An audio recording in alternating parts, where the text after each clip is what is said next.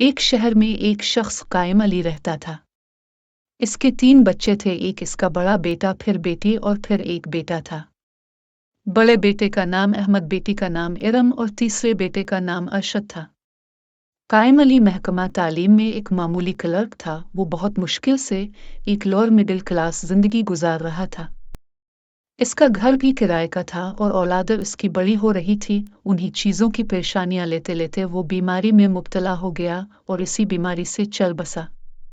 इसकी एक मामूली सी पेंशन आती थी जो घर के किराए और बीवी की दवाई में ही निकल जाती थी। इसकी बीवी रुखसाना बड़ी साबिरा औरत थी।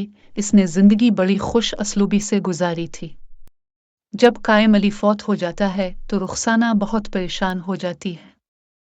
वो कहती है, अब क्या होगा बच्चों, सारा सहारा चला गया, तुम लोग कैसे घर चलाओगे? किसी के पास नौकरी नहीं है, हम भूखे मर जाएंगे। पेंशन से तो सिर्फ घर का किराया ही दे पाएंगे और मैं तो दवाई भी खाती हूँ, कैसे तुम लोगों का खाना पूरा करूंगी? अभी तुम जवान होने वाले हो, कैसे शादियां करूंगी?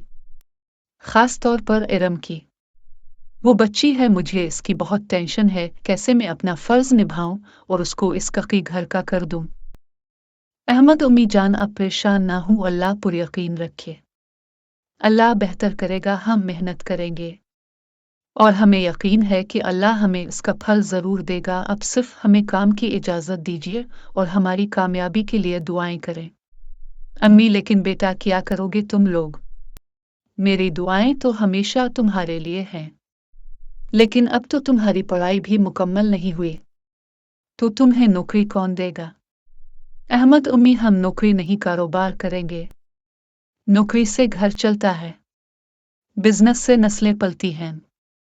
आप हम पर भरोसा रखिए, हम इंशाअल्लाह कामयाब होंगे, लेकिन हमें इसके लिए कुछ रुपए की ज़रूरत होगी। अम्मी, बेटा इतने पैसे कहाँ से लाओगे कि कारोबार करो? तुम्हारे अब्बा तो पूरी उम्र अपना घर भी नहीं बना सके, तुम कारोबार की बात कर रहे हो? अहमद, उम्मी, हमें बहुत ज़्यादा पैसों की ज़रूरत नहीं है, सिर्फ दुकान का 1 माह का किराया और कुछ बर्तन खरीदने के लिए हमें पैसे चाहिए। अब की सिखाई हुई स्पेशल उचली कढ़ाई ही बेचूंगा अपने, हम तीनों को वो सिखाई है, वो बहुत मज़े की है। मैंने जब भी दोस्तों को खिलाई तो उंगलियां ही चाटते रहे और वो मजाक मजाक में मुझे कहा करते थे कि तुम अपना होटल क्यों नहीं खोल लेते? अब हम यही करेंगे, शायद अल्लाह ने हमारा रिस्क इसी चीज़ में लिखा हो, हम सब बहन भाई मिलकर काम करेंगे। उम्मी, बेटा मेरी सारी दुआएं तुम लोगों के साथ हैं, ऊपर वाला तुम्हें कामयाब करे। मेरा जेवर है, ये बेच दो और इससे अपना नया कारोबार शुरू करो। अब वो लोग एक दुकान किराए की लेकर इसमें सामान खरीद कर काम शुरू कर देते हैं। बड़ा सा बोर्ड दुकान के बाहर उचरी कढ़ाई का लग जाता है और उसके साथ लिख दिया जाता है कि 50% डिस्काउंट। लोग भी अधिक कीमत का सुनकर और जायका चेक करने के लिए अनी लग जाते हैं। इसी तरह 2 लोग साथ चलते हुए आ रहे होते हैं तो एक बंदा दूसरे बंदे से कहता है, यार बहुत भूख लगी हुई है, क्यों ना इस दुकान से कढ़ाई खाएं, अधिक कीमत पर मिल रही है, कम पैसों में ही बात बन जाएगी। दूसरा बंदा, हाँ लग तो मुझे भी रही है, चलो चलते हैं। ये दोनों वहां जाकर कढ़ाई का ऑर्डर देते हैं और जब वो कढ़ाई खाते हैं तो इतनी लजीज होती है वो अपनी उंगलियां ही चाटते रह जाते हैं। और जब बिल देने की बारी आती है, अहमद के काउंटर पर जाके कहते हैं, वाह भाईजान, ऐसी मज़े की उचरी कढ़ाई हमने ज़िंदगी में कभी नहीं खाई। मैं तो बीवी बच्चों के लिए भी पैक करवा कर ले जाऊंगा, बराए मेहरबानी मेरे लिए 1 किलो उचरी कढ़ाई पैक कर दे। हमने भी तो यहाँ पर मज़े उड़ाए हैं, उन बीवी बच्चों का भी हक है कि वो भी मज़े ले। अब हर गुजरते दिन के साथ साथ लोगों का रश बढ़ता जा रहा था। लोगों में बढ़ती हुई उचरी कढ़ाई की मकबूलियत पर ये तीनों बहुत खुश थे और मज़ीद जायका बेहतर करने की कोशिशों में थे। अहमद की मदद इरम और अरशद भी कर रहे थे। अब एक दुकान से साथ वाली दुकान भी उनको मिलानी पड़ी क्योंकि रश बढ़ता जा रहा था और बैठने की जगह कम पड़ती जा रही थी। कुछ अरसा में कर्ज उतार कर जेवर छुड़वा लिया गया। अहमद, ये ले जेवर कर्ज वापस कर दिया है और अब पैसे जमा भी हो रहे हैं। ये बात अहमद अपनी उम्मी को बता रहा था। अहमद ने इरम और अरशद की पढ़ाई भी दोबारा शुरू करवा रही थी। कॉलेज के बाद वो दोनों दुकान पर आती और अहमद का हाथ बढ़ाते अहमद काउंटर पर बैठ जाता। इरम और अरशद बावर्ची खाने में बावर्चियों के साथ निगरानी कर रहे होते। अब लोग उनको बच्चों की सालगिरह और मुख्तलिफ इवेंट पर भी कड़ाही के ऑर्डर देने के लिए आती थे और वो उनको कई इवेंट पर अपने घर में भी उनसे खाने पकवाते थे। अहमद वालेकुम अस्सलाम जी भाई, कैसे आना हुआ? अहमद ने कहा। गाहक, मेरे बच्चे की सालगिरह है, मुझे आपकी उचरी कढ़ाई बहुत पसंद है। मेरी ख्वाहिश है कि आप मेरे घर मेरे मेहमानों के लिए उचरी कढ़ाई बनाएं ताकि मेहमान हमसे खुश होकर जाएं। एक ही बच्चा है मेरा, मैं चाहता हूँ मैं अपने सारे अरमान पूरे करूँ, इसे किसी चीज़ की कमी ना होने दूँ। मुझे जायका वही दुकान वाला चाहिए, 200 मेहमान हैं। अहमद, बेफिक्र रहें, वही जायका होगा। अब उन्होंने मकान भी खरीद लिया था और तीनों इस बड़े मकान में अपनी उम्मी के साथ शिफ्ट हो गए थे। काम इसी तरह चल रहा होता है। एक दिन इसी तरह होता है कि एक बंदे ने 5 देगों का उचरी कढ़ाई ऑर्डर दिया होता है, लेकिन इसके बच्चे की सालगिरह वाले दिन ही इसका वालिद फौत हो जाता है। तो वो देगें जब उनके घर के करीब पहुंचती हैं तो उनको फ़ोन आ जाता है कि फोतगी की वजह से हमारा ऑर्डर कैंसिल है, हम आपको पैसे भिजवा देंगे, प्लीज देंगे मत लाइएगा और गरीबों में बांट दीजिएगा। ये फ़ोन सुनकर अहमद वो ऑर्डर वापस मंगवा लेता है। वापस एकर अरशद को कहता है कि ये देंगे फलाने मदरसे में जो बच्चे पढ़ते हैं उनको भिजवा दो। अरशद ये बात सुनकर परेशान सा हो जाता है, लेकिन भाईजान उन देगों पर तो बहुत खर्चा हुआ है।